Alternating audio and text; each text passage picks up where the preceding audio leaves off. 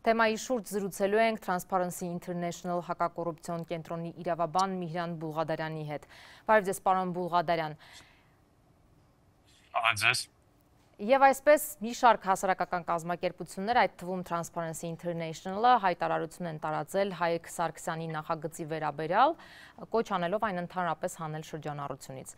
Ձեր կարծիքով ո՞րն է հիմնական մտահոգությունը եւ ո՞րն է ամենամեծ վտանգը։ Տեսեք, նախագիծը ինքն իրենով բավական ընդհանուր փաթեթ է նախագծելի, մի քանի օրենսդրական ու մի քանի իրավական ակտերի մասին է խոսքը, բայց իրենք բավականին լայն խնդիրներ պարունակում են, խնդիրների լայն շրջանակ է պարունակում, սկսած սահմանադրական նորմերից, սահմանության մի քանի նորմերի, մատիրոներ խճականություն, պաշտպանության ոլորտում պարտականությունների կատարում քաղաքացու հավասարության մասով խնդիրներ ունենք, հատկապես խնդրալից է մեր տեսանկյունից հասարակական կազմակերպությունների խտրականության մասը, որը վերաբերում է ինչպես սոցիալական մասը, որը ունի ինչպես սոցիալական հատված, այնպես էլ, այսպես ասած, գենդերային մասով մի խնդիր ունենք, որովհետև այնտեղ արական սեռի քաղաքացիների մասով, այլ քաղաքավորումներ սահմանում իծն է ունենք նաև խնդիր, որ այդ եկամուտներ ունեցող անձիկ շատ քիչ են Հայաստանի Հանրապետությունում, այսինքն այստեղ հիմնական խնդիրը թիրախային, որ մենք տեսանք սոցիալական բաղադրիչներ եւ գենդերային բաղադրիչը, կային նաև խնդիրներ իհարկե քաղաքաշենի բարձրացման մասով, ըստեցին հիմնական խնդիրները դրանք էին, ինչպես նաև կոռուպցիոն դրսևորումներ թեր նախագծի հեղինակը նշում է, որ սա կոռուպցիայի դեմ պայքարի ինչ-որ մաս է, բայց մեր կարծիքով սա այդքան էլ կոռուպցիայի դեմ պայքար չի ենթադրում եւ արդյունքներ բավարար չափով չի տալու, այլ լինելու են իրավիճակային բնույթ է կրել այդ փոփոխությունը եւ հետագայում ավելի լայն խնդիրների հանդիսնելու։ Հենց այդ հարցն է ուզում տալ, որ փաստորեն հիմնավորումներում նշվում է, որ այս օրինագիծը կօգնի, որ կոռուպցիոն ռիսկերը նվազեն, բայց ինչպես, քանի որ կան տեսակետներ, այդ թվում նաև ազգային ժողովի փորձագետներն են նշում, որ պարզապես այդպես այդ սև շուկայում կաշառքների կփոխվեն պարզապես գները եւ ինչ որ այլ գումար կսահմանվի դարձյալ բանակից գումարով խուսափելու, ուղղակի ավելի նվազ գումարով խուսափելու։ Դուք արդյոք տեսնում եք, որ այս ռիսկերը այս նախագծով ինչ որ կերպ վերանում են։ Այո, հատկանշական է, որ հենց ազգային ժողովի փորձագիտական ստորաբաժանումներն են այս մասով խնդիր տեսելու, ընդհանուր օրենքի պատերազմական նախաձեռնության մասով հենց ազգային ժողովի փորձագետներն են խնդիր տեսնում, ինչու՞ չէ նաև մարդու իրավունքների պաշտպաններ, ու այո, կոռուպցիայի մասով մենք այդ խնդիրը տեսնում ենք, որ իրականում սա խնդիր լուծում չի։ Դա ընդհանրապես մի շոց փորձ է արվում այդ կոռուպցիան, որը էսպայն բանակում կա, բոլորս ենք ընդունում, որ բավականին լայն տարածում ունեցող երևույթ է, փորձ է արվում այդ խնդիրը բերել այսպես ասած օրինական դաշտ, բայց կոռուպցիոն երևույթները իրենք իրենցով բավականին ճկուն են եւ իրադարձություններին հարմարվող են։ Այստեղ պետք է արմատական լուծումներ եւ համակարգային լուծումներ, այս լուծման արդյունքում պարզապես շուկայում այն անձինք, ովքեր որ այդ գործողությունները անում են, այսինքն գումարի դիմաց որոշակի ծառայություններ մատուցելով զինվորական ծառայությունից պարտադիր բանկային ծառայությունից ազատում են, ընդհանրապես գնացուցակ են իջեցնելու, ինչու՞ չէ այլ մեխանիզմներ են մտածելու, որովհետև այստեղ համակարգային լուծման մասին խոսք չկա, այստեղ ընդհանրապես պետությունը փորձում է այն ամեն ինչը որ էսպայն արվում է տվերում վերցնել իր ձեռքը, բայց տվերն էլ ինքն իրենով հարմարվելու է այդ փոփոխություններին։ Նախագծի ջատագովները նշում են, որ փաստորեն վճարող զորակոչիկները ամեն դեպքում կանցնեն զին պատրաստում մեկ կամ մի քանի ամիս եւ պահեստազորում կլինեն, անհրաժեշտության դեպքում էլ հետո կհամալրեն բանակի կազմը, բայց արդյոք սա իր մեջ դարձյալ վտանգներ չի պարունակում այն առումով, որ օրինակ եթե ինչ որ բան պատահի, օրինակ եթե պատերազմ լինի, փաստորեն բանակում կհայտնվեն ավելի քիչ զինվորական պատրաստություն ստացած զինվորներ եւ սա արդյոք հենց նաեւ իրենց համար վտանգավոր, այսպես ասենք, նախագիծ չի դառնում։ Հենց դա էլ խնդիրներից մեկն է, ինչ առումով, տեսեք, հիմնավորումների մեջ, իհարկե դա գրավոր ներկայացված չի գրավոր հիմնավորումների մեջ, դա տարբեր քննարկումների ժամանակ է հեղինակը նշում, որ ըստ զինվորների պաշտպանության նախարարության, գլխավոր շտաբի այդ ժամկետը, մեկ ամսյա ժամկետը բավարար է, որպեսզի պատրաստել այնպիսի զինվոր, որը կարող է մարտական խնդիր կատարել։ Բայց իրականում, եթե դիտենք մեր անցած ուղին վերջի տարիներին, 44-օրյա պատերազմը, դիտենք այս ֆայն գործող վարչական հավաքների ինստիտուտը, ստեղ իրականում դժվար է ասել, որ մեկ ամսյա ժամկետում հնարավոր է պատրաստել այդպիսի զինվոր զինծառայող։ Հատկապես եթե պետությունը նպատակ ունի անցնել պրոֆեսիոնալ մակարդակի զինծառայության, պրոֆեսիոնալ բանակի անցնել, պրոֆեսիոնալ բանակ մեկ ամսում պատրաստելը տեսականորեն եւ պրակտիկ դժվար է պատկերացնել։ Ու այստեղ մենք իրականում ունենալու ենք խնդիր, որ եթե լինեն մարտական գործողություններ, եթե հայտարարի պատերազմական իրավիճակ, այդ մեկ ամսյա ժամկետում անցած զինծառայողները իրականում հնարավոր է ավելի մեծ խնդիրներ առաջացնեն պրոֆեսիոնալ բանակի համար, ունենան ավելի շատ կորուստներ եւ ավելի մեծ վնաս հասցվի բանակին փաստացի, քան թե իրականում այսպես փորձ է արվում ինչ-որ հարցեր լուծել, ընդ որում սա ինչպես նշեցի, իրավիճակային լուծում է լինելու հարցին։ Եվ նաև նշում են, որ այն գումարը, որ կվճարվի, կօգնի վճարել փաստորեն պայմանագրային զինծառայողներին այդ 5 տարին եւ հետո նրանց այդ պարգևավճարը 5 տարուց հետո։ Արդյոք սա ձեր կարծիքով բավարար հիմնավորում է նման փոփոխություն անելու համար։ Իհարկե ոչ, մենք էլ մեր հիմնավորումների մեջ նշել ենք, որ պրոֆեսիոնալ բանակի անցումը չի կարող դիտվել միայն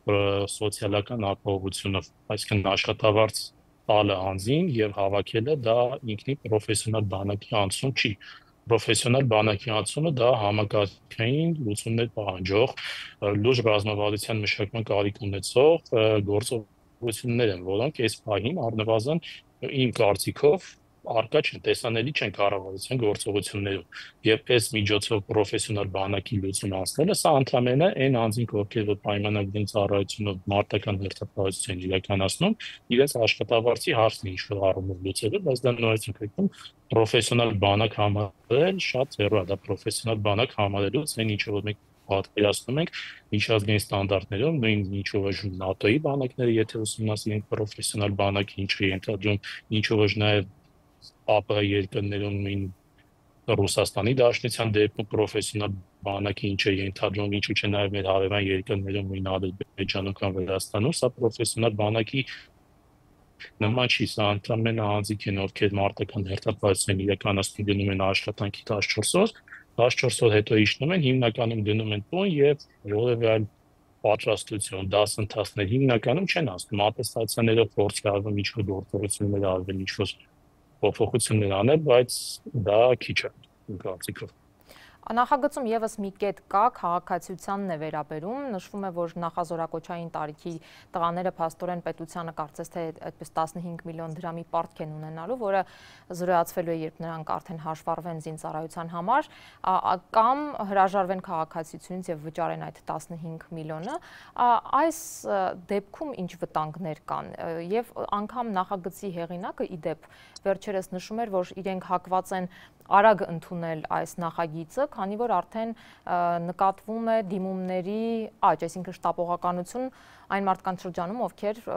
նախատեսում էին, որ նախազորակոչային տարիքի տղաներին հանեն Հայաստանի քաղաքացիությունից։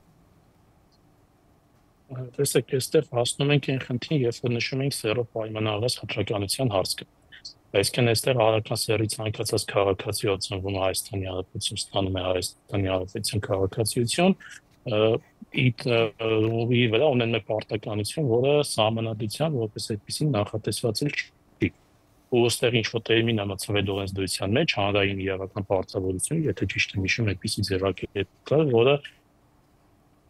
անկեղծ ասած առնվազն Հայաստանի իրավական համակարգում այդպիսի տերմին արկա չի, չգիտեմ որտեղից է դա վերցվել, միգուցե միջազգային ինչ-որ ակտերում արկա, ամեն դեպքում սա որ առումով պատրական դրսևորում է հանդիսանում հարական սեռի քաղաքացիների նկատմամբ, այսինքն ինչ է նշանակում անձը ծնվում է արդեն իսկ պարտավորություն իր վրա, որը համարվում է մարված, եթե զորակոչվում է բանակ կամ վճարում է 15 միլիոն դրամ եւ խիա որոշվել է 15 միլիոն դրամ։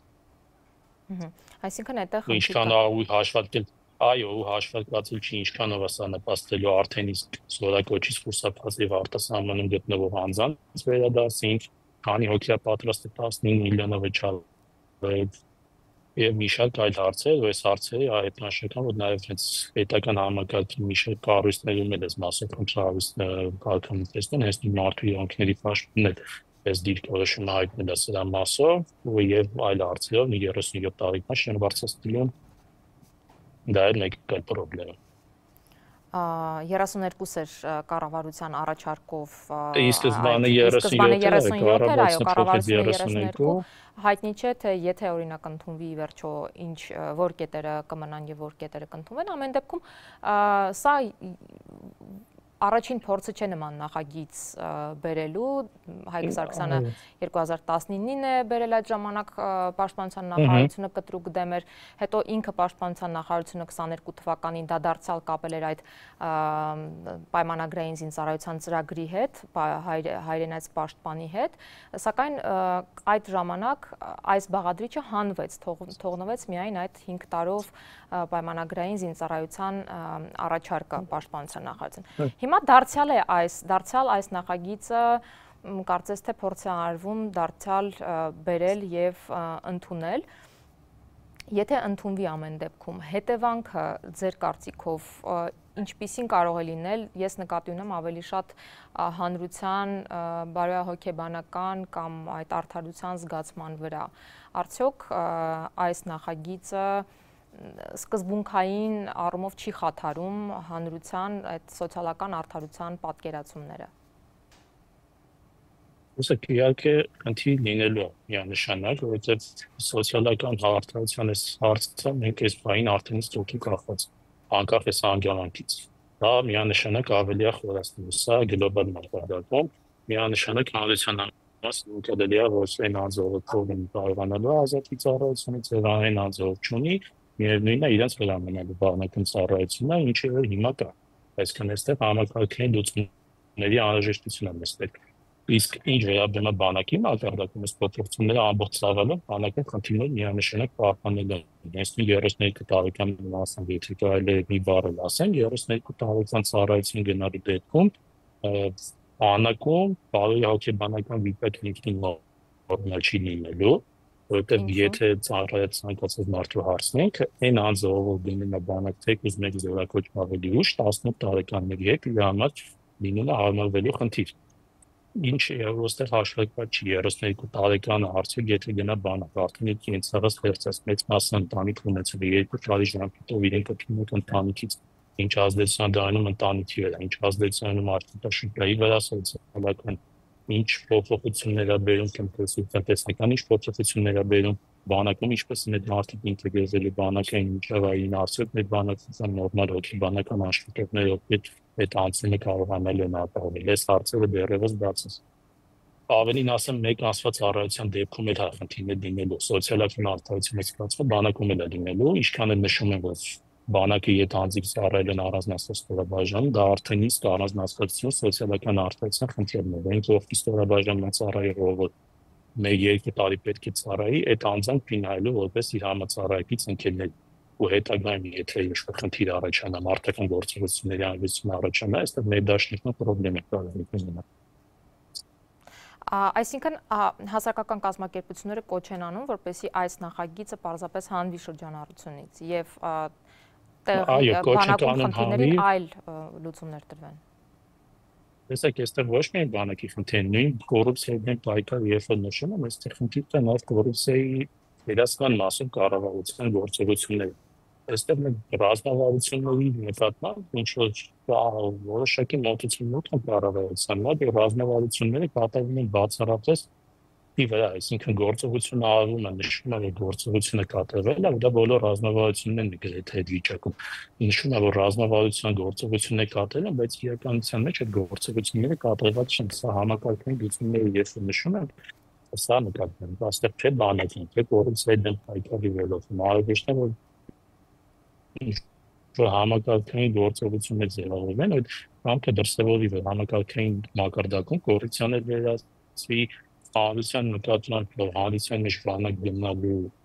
մոտեցումներ փոխվի, այսինքն քաղաքացին չդիտարկի բանակի ինչ-որ պատիժ 2 տարի ժամկետով դինա եւ ծնողը երեխայի ծնվելու պայից մտածի ինչ անելու 10 տարի հետո երեխան ծառայություն չգնա։ Բանակի նկատմամբ մոտեցումների փոփոխության կարիք է լինում։